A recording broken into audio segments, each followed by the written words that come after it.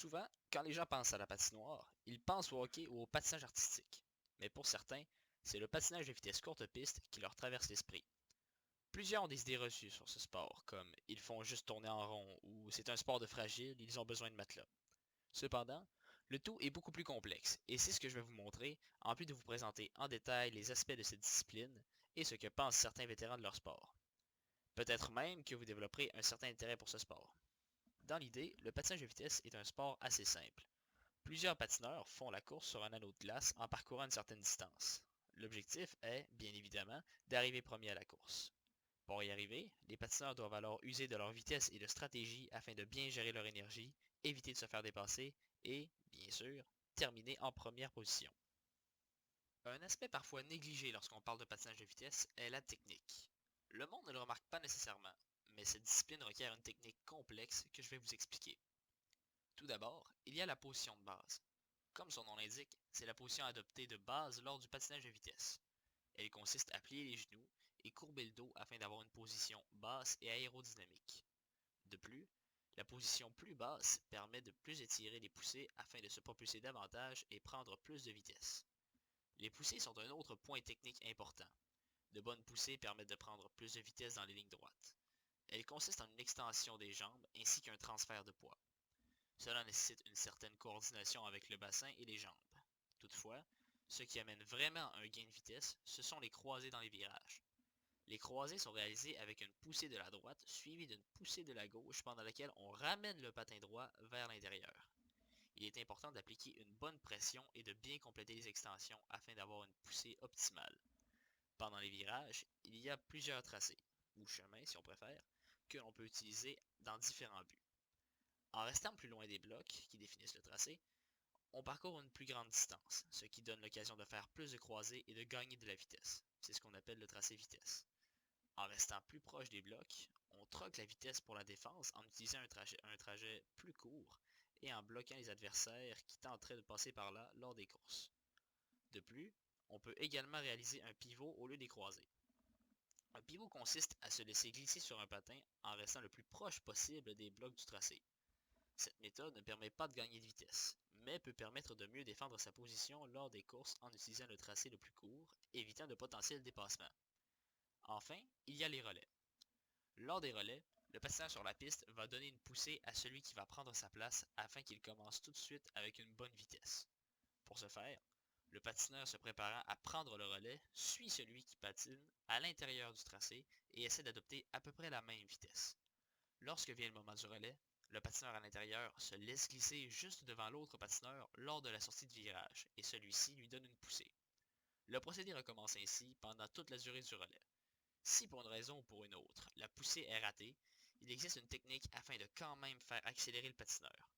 Celui qui donne le relais prend la main de celui qui commence ses tours et le tire vers l'avant. C'est moins efficace que la poussée, mais ça reste une bonne alternative en cas de problème. Les compétitions occupent une place importante dans cette discipline, puisque c'est là qu'il met à profit tout ce qui est travaillé en pratique. Les compétitions durent d'1 à 2 jours en fonction du niveau. Les compétitions régionales et interrégionales se déroulent en une journée et comptent 3 et 4 distances respectivement. Le 400 mètres, le 800 mètres et une distance variable en régional, et le 1000 mètres, le 400 mètres, le 1500 mètres et une distance variable en interrégional.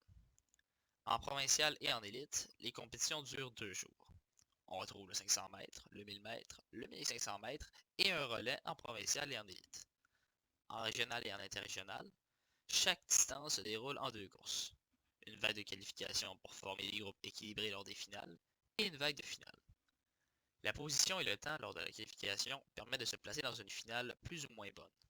Les finales donnent des points en fonction du temps, de la position et de la vague de finale, et ces points définissent les gagnants lors des compétitions, ceux-ci en ayant récolté le plus avec les différentes distances. Par exemple, un patineur ayant terminé premier à sa qualification se fait passer dans la meilleure vague de finale qui rapporte plus de points que les autres. Sa position et son temps dans la finale décident du nombre de points, mais il est assuré d'en avoir plus que ceux des autres vagues de finale. Ensuite, pour les compétitions provinciales et élites, le tout se déroule de manière similaire. Le fonctionnement est identique, sauf qu'on retrouve aussi des demi-finales dans le 500 mètres afin de mieux répartir les finales. De plus, le relais ne compte pas dans le score final et les groupes sont formés en fonction des temps réalisés aux 500 mètres. Dans les compétitions, on retrouve plusieurs groupes de patineurs et il y a au final 3 médaillés par groupe. Ils sont formés en fonction des temps de la compétition précédente et permettent d'avoir des courses équilibrées. Les groupes sont mixtes jusqu'en interrégional, mais les sexes sont séparés à partir de provincial. Donc, quand tu patines, à quoi tu penses? C'est quoi ta stratégie? C'est sûr que je pense la première chose que je pense, c'est ma technique. Puis après, tout dépendamment de la distance, si c'est 500 tout le long, 500 mètres, tu vas penser tout le long à aller au sprint, tu vas aller le plus vite possible. Au 1500 au 1000, ben, tu vas penser à garder ton énergie puis, pour être capable d'avoir encore de l'énergie à la fin. Ça dépend surtout de la distance. Ok, puis généralement, quand tu dépasses ces affaires-là, comment ça se passe? Je commence toujours. Je vois que je veux dépasser parce que là, comme il reste quelques tours, fait que là, je me dis, il faut que j'aille en avant. Je vais toujours prendre la vitesse par l'extérieur. Puis là, je vais aller selon l'ouverture. Si je vois une ouverture, je vais y aller. Puis, c'est ça. Au début, mettons au 1500, au 1000, si je vois que je fais mon départ et que je décolle d'un dernier, bien là, c'est sûr que je vais essayer de, au début, faire des petits dépassements pour aller me placer dans les deuxième, troisième. Puis à la fin, vraiment, si je vois que je suis encore des derniers, il faut que je sois premier, bien là, je vais le plus fort possible, je prends le plus de vitesse, puis j'essaie de passer quand il y a une ouverture. Mais pas au début des courses, là, j'ai un peu de plus. J'analyse le tracé de la personne en avant. Fait que quand je commence à connaître ses erreurs, je pense qu'il y a une ouverture. Tu sais, à un moment donné, on vient qu'on sait c'est quand il va genre faire un mauvais move ou quelque chose de même. Fait que à ce moment-là, on passe, là, on prend de la vitesse et on passe. Mais quand tu patines, à quoi tu penses? Je pense pas à grand-chose. J'essaie de penser à appliquer ma stratégie que mon coach me dit avant. C'est pas mal ça. Là. Ok, après ça, en compétition, comment tu te prépares? D'habitude, je fais 5 minutes de jogging pour oxygéner mes muscles. Après ça, je me tire pour pas être raqué. Puis après ça, je fais des sprints pour augmenter mon pouls. Là. Ok, après ça, pendant tes courses, comment tu gères tes courses en fonction des distances? D'habitude, un 1500 mètres, ça commence plutôt lentement, fait que c'est plus du placement au début. Puis après ça commence à accélérer de plus en plus progressivement. Puis à la fin, il faut que tu sois dans le fond. Là, quand tu sors de la glace, tu n'as plus de jus pantoute. Au 1000, ça commence quand même rapidement, mais t'es rendu au fond, il reste à peu près 4 tours ou 3 tours. Puis 500, t'es dans le fond tout le long. Là. Quand vous patinez, généralement, à quoi vous pensez? La plupart du temps, quand on parle en mode course, on ne pensera pas à grand-chose. On pense mode automatique. Oui, parce qu'on va l'avoir tellement pratiqué à l'entraînement, on va tellement patiner, essayer les choses, puis penser durant l'entraînement. Justement, pour pas avoir à y penser durant la course, ça va être un automatisme. Le corps va réagir en fonction de ce qu'il va voir. Fait qu'on n'aura pas besoin de penser, ça va se faire automatiquement. Quand vous préparez pour les compétitions, vous faites quoi généralement? Avant une compé, nous autres, on essaye en général de garder un peu la même routine qu'on a normalement. Ça veut dire que, on va pas faire de gros changements justement pour pas que ça nous stresse encore plus. En compétition, c'est déjà un facteur de stress. Fait que de changer, de déroger de sa routine, ça, on essaye le moins possible. Fait qu'en général, on va pas changer nos habitudes alimentaires, on va pas changer notre routine non plus de vie. On va vraiment essayer de garder le plus similaire possible à ce qu'on fait normalement en entraînement. OK. Après ça, pendant les courses, quand vous faites des dépassements, généralement, comment vous planifiez ça? Comment ça se passe? Comme on disait, c'est rare qu'on le pense. Ça va vraiment être de l'automatisme, puis ça force d'en faire des dépassements que ça devient comme un peu naturel. Tu vas regarder le patineur en avant de toi, puis tu vas le savoir que il est rentré plus large. Ça va tellement se faire vite parce que tu l'as vécu des millions de fois. Peut-être pas des millions de fois, mais quand même souvent, que ça va être comme un patron ancré dans ton cerveau, puis que tu vas être capable de le faire. Ça va être plus l'analyse que tu vas faire sur la glace, comment est-ce que tu vas regarder sur la glace, qui va faire en sorte que ton corps va réagir à ce que tu as déjà tout assimilé. OK. Mais vous allez faire ça de manière stratégique, généralement, le dépassement? Oui. C'est vraiment rare que... Mais en fait, un dépassement, ça se planifie, oui, mais tu le fais tellement souvent que tu n'as plus besoin de le planifier un tour d'avant parce que tu vas voir l'ouverture, tu vas réagir. C'est vraiment là, le temps de réaction qui va se raccourcir quand plus tu fais des courses, plus tu fais de la compétition. plus ta stratégie t'es capable de réagir et de t'adapter au fil de la course. Le dépasseur va toujours une place stratégique pour faire en sorte que ça va créer un mouvement dans la course, ça va créer un changement de terre, qui va faire que ça va accélérer la course, ça va mettre les autres dans une position un peu plus de stress, un peu plus de réaction à ce que tu as fait. Donc ça va créer un peu de visibilité en arrière, un peu, ça va faire en sorte que toi, ça va te donner l'opportunité de continuer en avant. Parce que, tu sais, au patin, oui, tu peux planifier des choses, sauf que c'est tellement un sport qui est imprévisible qu'il faut que tu sois capable de t'adapter pendant la course. Fait que, si jamais tu vois qu'il y a des choses qui se passent, que tu pensais pas que ça allait pouvoir arriver, il faut que tu sois capable d'être réactif le plus rapidement possible. Fait que c'est pour ça que, oui, il faut que tu uses de stratégie, sauf que ta stratégie, il faut que tu sois capable de la modeler selon le type de course qui va se passer. On retrouve une certaine quantité de pièces d'équipement en patinage de vitesse. Il y a tout d'abord les patins, que l'on divise en deux parties distinctes, les bottines et les lames. Ceux-ci sont achetés séparément afin de pouvoir changer l'un ou l'autre en cas de besoin. Par exemple, avec le temps, il faut parfois changer les bottines car on a grandi, ou les lames car on est devenu plus fort et plus grand.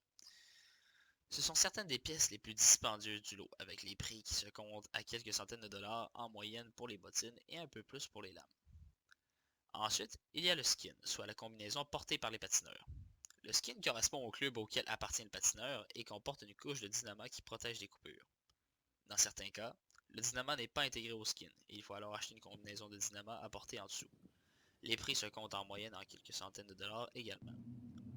Puis, il y a le casque anti-commotion, les lunettes de protection, les gants anti-coupure, avec des bouts de plastique évitant l'usure lorsqu'un patineur dépose sa main sur la glace, les protèges tibia, les bottes Kevlar et le protège-cou qui sont également des pièces d'équipement obligatoires jusqu'en élite, puis en international les règles sont assez différentes.